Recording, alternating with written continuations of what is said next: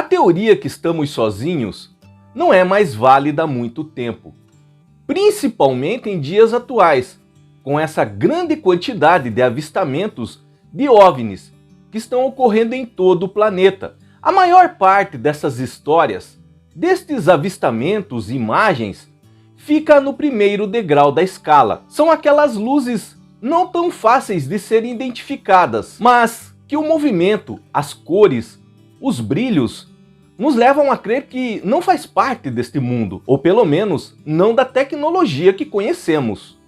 Hoje eu vou contar a respeito de um avistamento que eu presenciei, não de um OVNI, mas de um ser humanoide com quase 3 metros de altura, e a conexão psicológica que esse avistamento me proporcionou.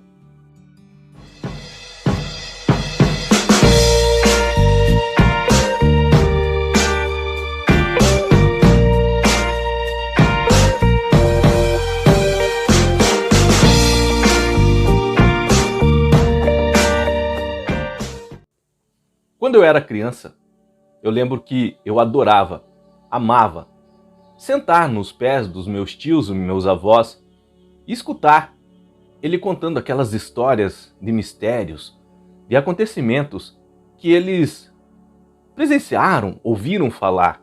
Não imaginava que no futuro era eu que estaria contando essas histórias. Mas o que eu vou contar aqui para vocês é fato e realmente aconteceu comigo.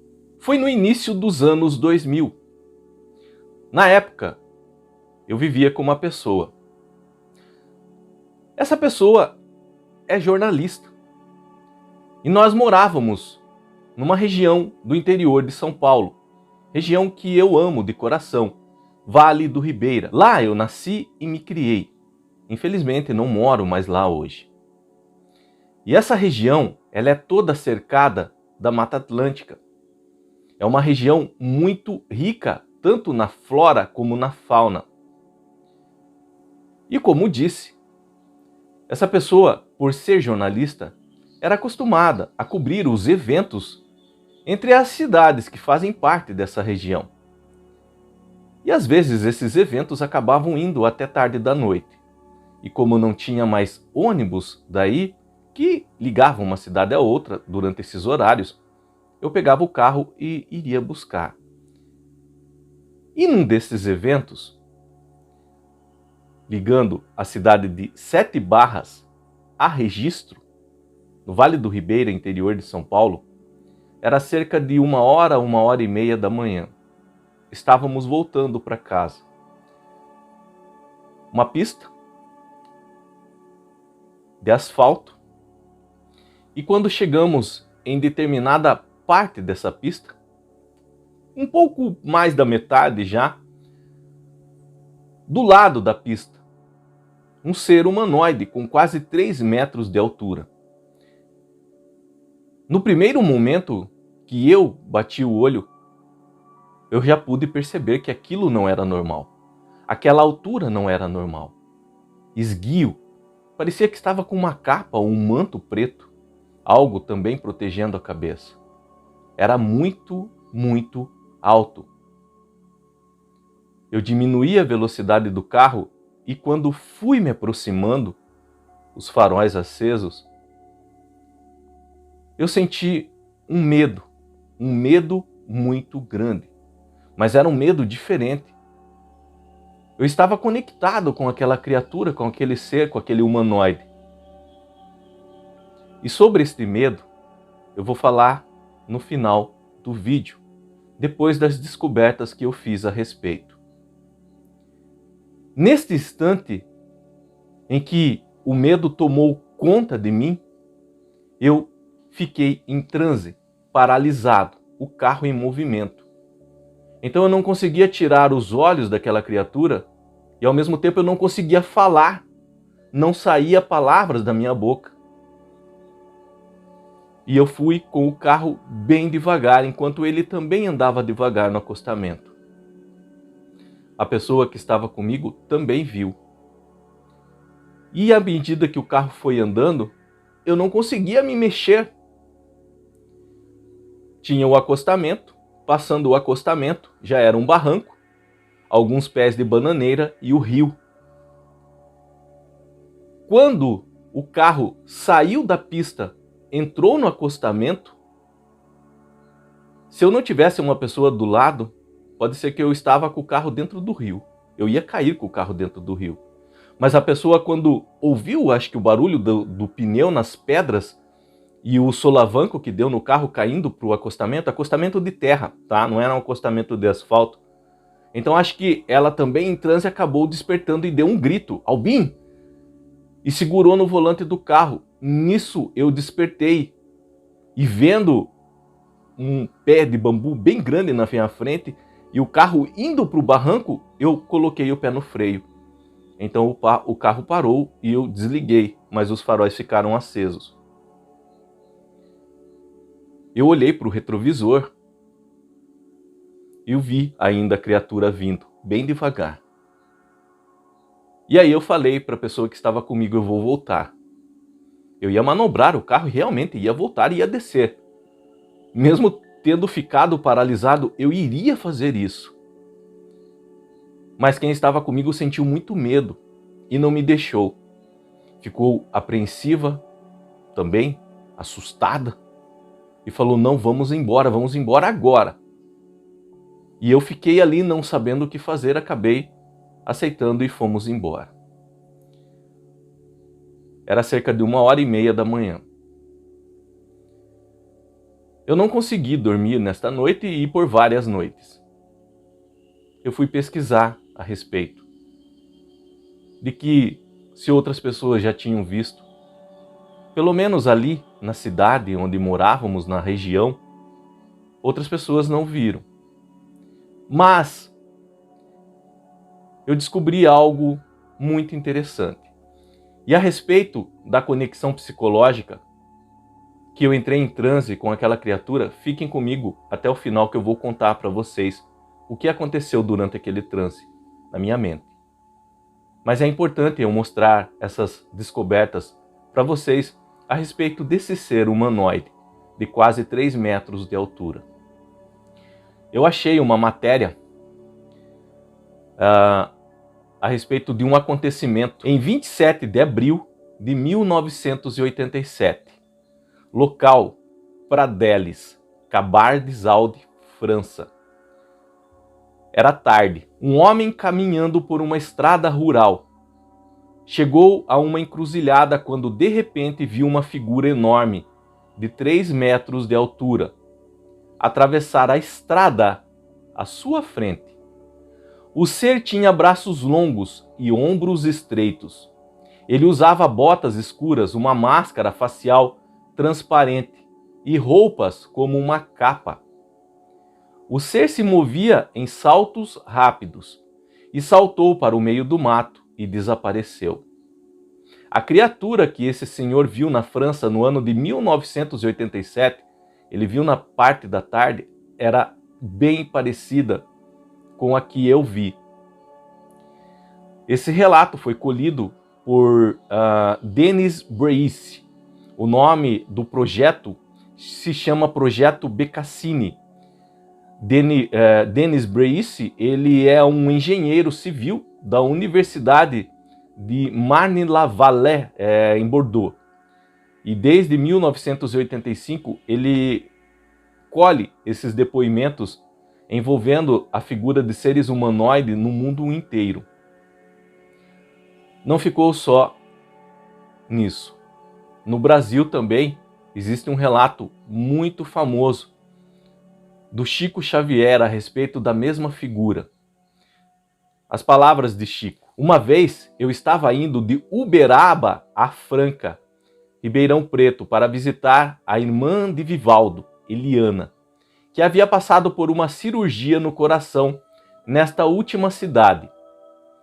Dr. Elias Barbosa foi dirigindo o automóvel na companhia de Vivaldo e eu fiquei no banco de trás. Apareceu uma nave iluminando toda a natureza em torno com a sua luz alaranjada.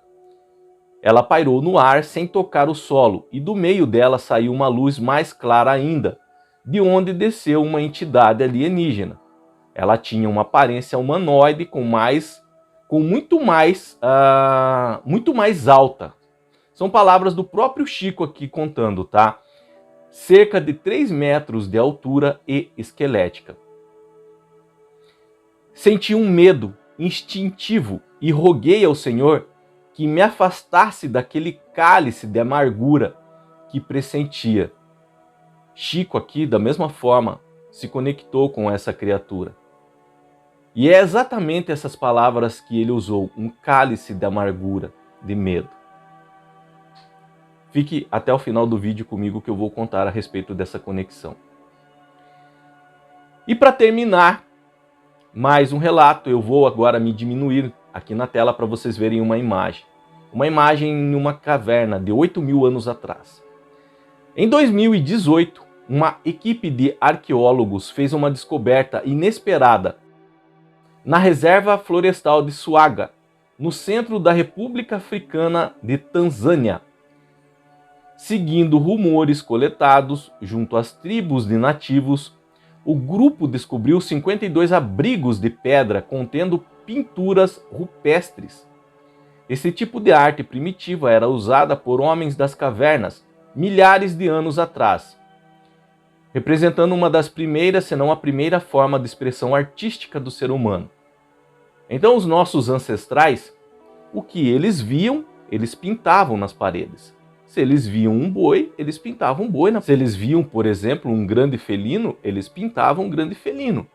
Eles também pintavam as suas conquistas. Eles matando determinado animal, ou eles fazendo algum tipo de celebração. Mas o que eles pintaram aqui são seres humanoides, que, comparando com os outros desenhos que eles também fizeram, esses seres humanoides têm cerca de 3 metros de altura. Existem muitos outros relatos a respeito, e na maioria deles as pessoas sentiram muito medo diante dessa criatura, como se tivessem sido conectadas a elas psicologicamente e mentalmente. Todas elas descrevem que é uma criatura do mal. Provavelmente faz coisas terríveis, porque elas sentiram muito medo somente de se aproximar. E um campo vibracional emitido por essa criatura, que realmente nos conecta a ela, não é só em razão do medo, mas realmente nos conecta a ela, nos faz sentir, como o Chico disse, esse cálice de amargura. E é exatamente isso que aconteceu comigo naquele dia com relação a essa experiência. Essa conexão e o que sobreveio dela. E o que até hoje não sai da minha mente. E eu tentando compreender mais isso, e olhando, tentando lembrar dos fatos, do que eu senti, então eu lembro de uma história. Realmente eu lembro de uma história, para compreender exatamente o que aconteceu. Nós temos uma gata, hoje é onde nós moramos. Ela deu algumas crias, é uma angorá, mas nós decidimos castrá-la. Levaram um veterinário fazer uma cirurgia de castração. Na verdade, o veterinário veio aqui em casa pegar ela. Na época nós não tínhamos a caixa. E eu lembro que essa nossa gata, o nome dela é Ágata. Quando ela viu o veterinário, ela ficou em choque, em pânico, com muito medo. Mas nós tivemos que pegar e colocar ela dentro daquela caixa, com uma grade, com uma portinha para levar, para fazer essa cirurgia, essa castração. E dentro dessa caixa eu lembro dos olhos da Ágata, aterrorizados. Ela ficou paralisada. Quando ela voltou mais tarde, ela estava com aquela roupa e estava com muito medo. A ponto de não me reconhecer, não reconhecer minha esposa. E quando abriu a caixa, ela saiu desesperada, caindo, tropeçando no meio do barro, na terra. Aquele veterinário para Ágata era um monstro. Era alguém que estava fazendo mal para ela. Ela não entendia, ela não sabia o porquê daquilo. Ser capturada, guardada numa prisão, numa caixa, e ter a sua barriga aberta e depois costurada. Para ela, era um inimigo. Mas nós e o veterinário estávamos fazendo bem para ela não sofrer mais em razão das crias. É da mesma forma com nós e esses seres. Nós tememos o desconhecido e às vezes o bem que eles tentam fazer para nós soa como um mal. Quando eu me conectei psicologicamente com aquele ser, não é só o medo que eu senti, só o temor ou só o cálice de amargura. Mas não. Eu senti que de alguma forma eles estão atrelados ao nosso passado. De alguma forma, eles influenciaram o nosso passado. E de alguma forma eles nos acompanham hoje. Naquele dia, naquela pista, no interior do Vale do Ribeira, no interior do estado de São Paulo, ele estava colhendo, estudando amostras da flora, da fauna, para estudos, para acompanhamento. Eu pude perceber também, através daquela conexão, que os sentimentos e emoções deles são bem diferentes das nossas. E aqui é algo difícil de descrever para vocês. Uma palavra que vem à minha mente é frieza. São frios. Mas é a maneira como evoluíram. E nós não podemos julgar. Faz parte da fisiologia deles, da espécie deles. Mas que nós temos, e quando eu falo nós, eu não estou falando de mim, eu estou falando de nós como humanidade, como seres humanos, uma conexão com eles nós temos. E eu senti naquele dia. E aquela conexão é como se fosse a da minha gata com o veterinário.